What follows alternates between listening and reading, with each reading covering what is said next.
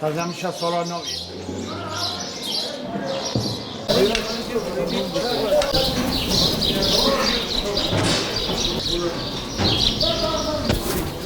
Bu malın 50 kilo gelir. Bu malın 50 kilo gelir yine aynısı. Geçen sene fiyatı ne? Diyelim 2 katı oldu, bizim mal aynı yerinde sayıyor. Yani bu mal 2 lira. 2 milyar. Sen bilirsin. Emrah kapıyı kapat. Canlı kilo kaç lira? 25 lira. Ha. Kasaba kaça kersin? Ben bilmiyorum, kasaba bilmiyorum. Ya ben kurbanlık satıyorum, kasaba satıyorum. Kasaptaysa git hatırı var. 2000 lirası olsun. Bunun olacağını söyle. Ya senden 200 lira al. 1,5 ay götüreyim. Bir buçuğa bunu verirler bana. Hani hangi tarihte yazıyor bunu bir buçuğa? 50 kilo at verir bir buçuğa. 550 olsun abi. Yok, 1550 yeter ha. yok. Yani zarar ediyordunuz. İşte bu malı nasıl verir bir buçuğa zarar ediyor? Olmaz. Kurbancıya böyle davranılmaz işte. Olmaz. Şu matara bak. Bir daha çek var.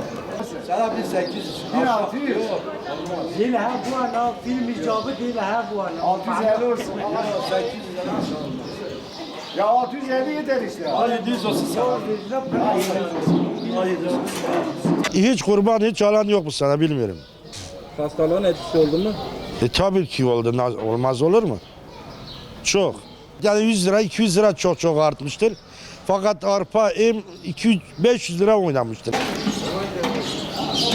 Valla yemler pahalı. İşte mal da gitmiyor ucuz. Fiyatlar bana aynısı. Hiç değişmemiş.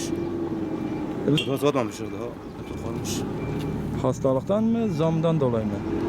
Hastalıktan da daha bu sene daha çok gitmiyor. Vaktice yükselmiyor ama buna bahane yapar. Normaldir. Hem befruşten hiç ne konu befruşten işte ona göre hadi abone. 100 tane keçimiz var. Gördüğünüz piyasayı ne diyeceksiniz? Vallahi piyasayı daha kimseyi göremedik abi ya. Satanları bile bulamadık ki. Vallahi daha pek fazla da gelmemiş ama İnşallah gelirse bakacağız ya.